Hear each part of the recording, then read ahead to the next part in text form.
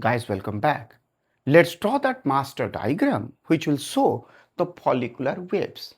As already I have explained the background mechanism, now finally draw to conclude this particular lecture. Let's see how I am drawing. This is a biphasic diagram. In the biphasic diagram, there is a two-fold axis. This is the first point. I can draw like this, two-fold axis. This will start with a particular thing, that's what known as,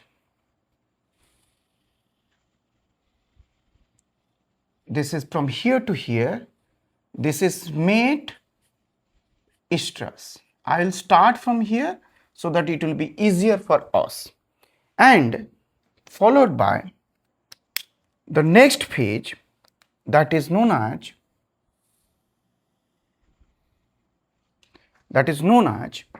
diestrus,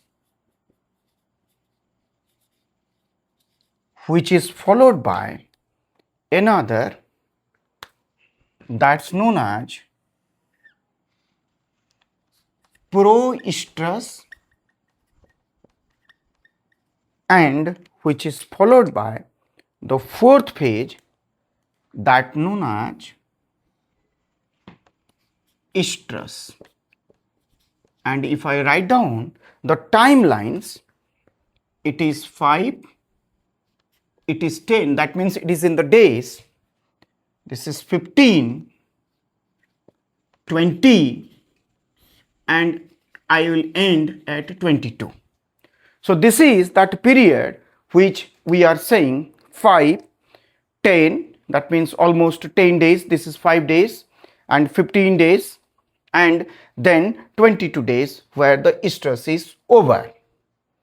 So what actually happens during this period, during mate estrus, what actually happens, just see, and this axis is for the follicular size which is in mm, and it will start from around 2, 4,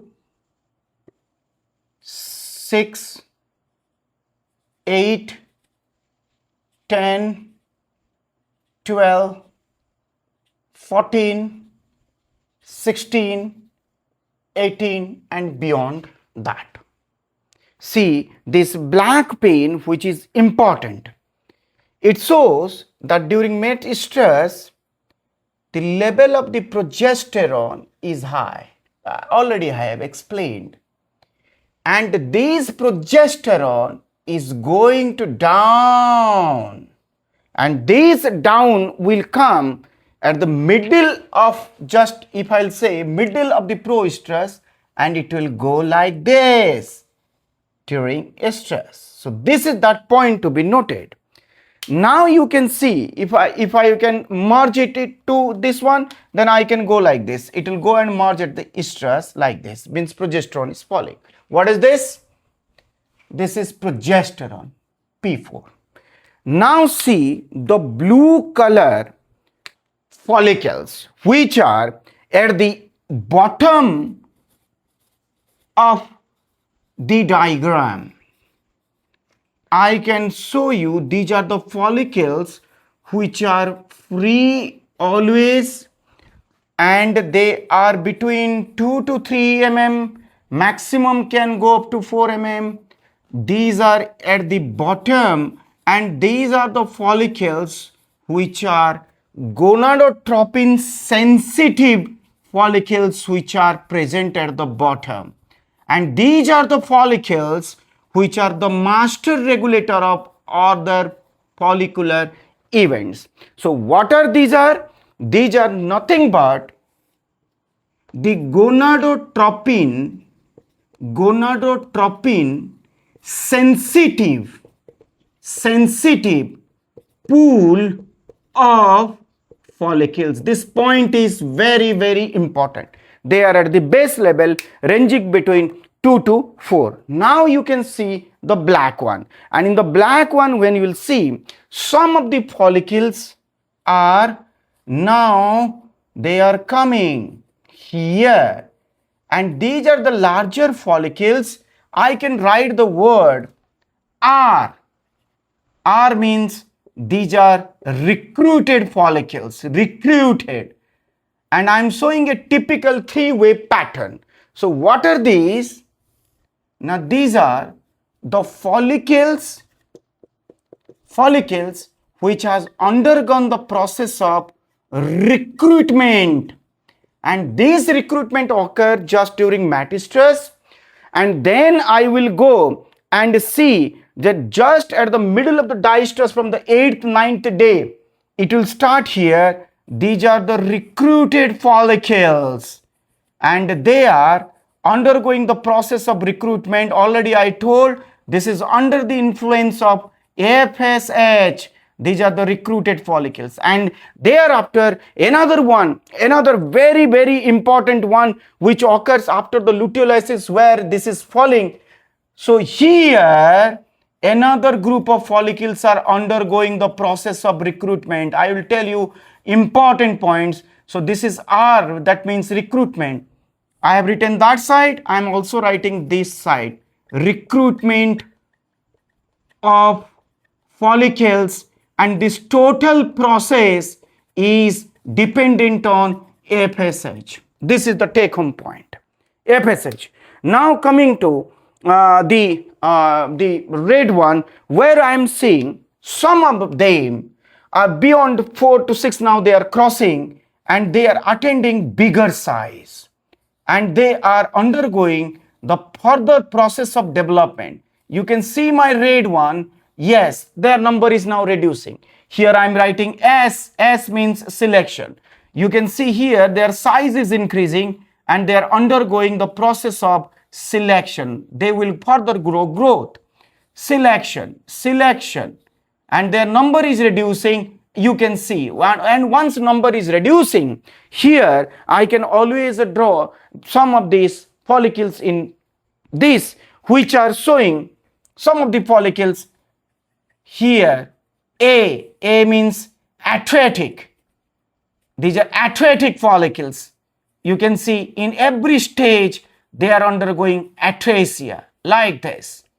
So here what you are seeing, these are all atretic follicles. Atretic means they are failed to undergo the process of maturation. This is atretic. Here also we are seeing atretic follicles.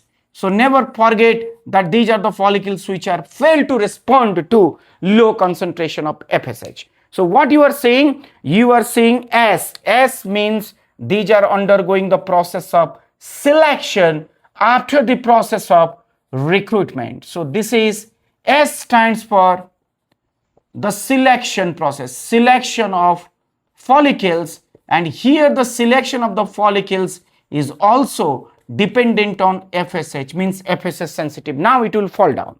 Let's draw the further diagram where we'll see some of the follicles are further dividing to form dominant follicle, D follicle. Their amount is less, they are bigger in size, they are acquiring the phase. These are D. Some are here, and here this is D, and one is a very big. This is dominant preovulatory follicle. So what are these? Means try to understand this. This D stands for dominant follicle. No doubt about that, dominant follicle. And here exactly luteolysis has occurred. Here the luteolysis has occurred because it's not a case of pregnancy, it's a case of estrous cycle. Over new estrous cycle will begin. It is apparent here. And this is one is the further undergone follicle which is known as the pre-ovulatory follicle, and this is the follicle which will undergo the process of ovulation. So what you are seeing now, here you are seeing a linked pattern. I can draw here also some of the follicles in green. that some of the follicles undergo here also atresia, means they are failed to undergo the process of development or maturation. Atresia, you can see some are atretic. Here also they are undergoing atresia if they are not undergoing the process of development. I am linking all the follicles now, linking with a blue pen. It means I want to show from here they will start.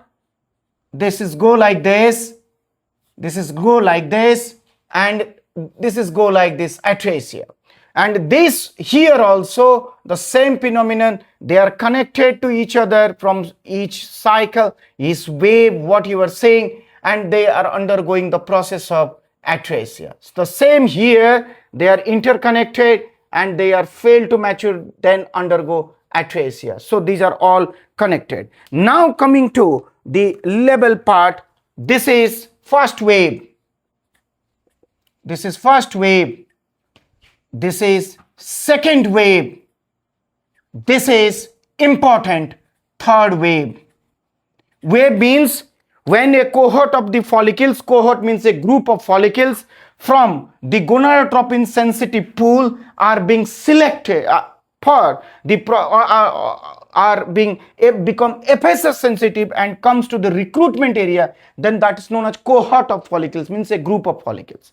And once they are undergoing the process of recruitment, then the wave starts. Usually the wave starts after the process of metastress, when the corpus luteum is formed and secreting the progesterone, and high amount of progesterone is going on. When progesterone is going on, these follicles never undergo the process of dominance, because progesterone is antagonistic to the secretion of FSH as well as LH. So that's why these two first waves may not produce the dominant follicle. But in the science, if you interrupt with some luteolytic agent and you are knowingly or intentionally inducing luteolysis, means the demise of the corpus luteum, then progesterone will fall and the immediate wave of follicle will undergo the process of dominance or the pre-ovulatory phase.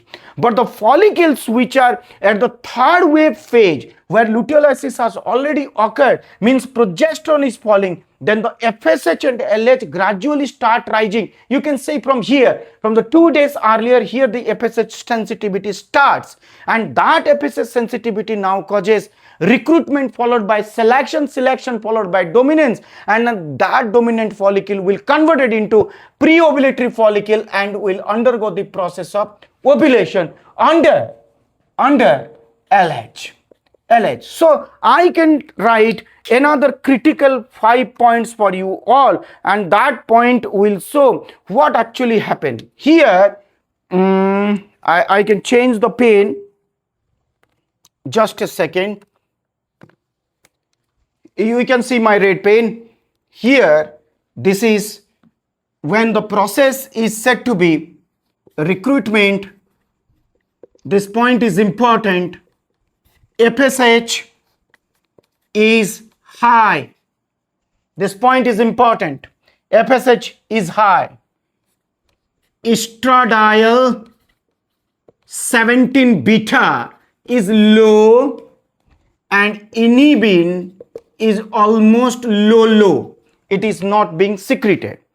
Then once the follicle has been undergone the process of selection, here FSH will gradually become low, but estradiol, this point 17 beta, will start increasing. Low means it is not low than the circulating level. I am saying low circulating level means it is not attending the surge level. It is in the tonic level. And inhibin is just started rising. But when the word is dominance, this point is important. When the point is dominance, FSH is almost low. It is gone. And estradiol 17 beta is now triple high. That means it is attending the surge level. And inhibin is also increasing. So this estradiol 17 beta high, it will stimulate the source center of the hypothalamus, suprachiasmatic nucleus and preoptic nucleus. And this inhibin high, it will act on the anterior pituitary and further FSH will be low. This estradiol 17 beta will stimulate the secretion of LH as shown previously in my lecture. So with this very basic diagram of the wave, I have shown a typical 3-wave pattern. Usually in cattle, 2 waves or 3 waves are seen, but I have drawn here 3 waves to make it more clear. And usually 2-wave estrous cycles are 20 days, 18 to 20 days, but 3-wave are usually 20 to 22 days. That's why on an average we say that estrous cycle is 21 days. Stay tuned for my next lecture where we will try to understand these transitional events. Why some follicles are recruited, why some undergo selection, why some undergo dominance. That is my next lecture. Stay tuned.